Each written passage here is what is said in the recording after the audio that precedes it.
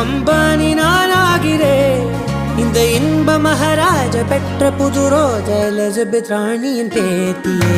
தாயே தாயே மகளன வந்தாய், தந்தை சிந்தை நலமுற வந்தாய்.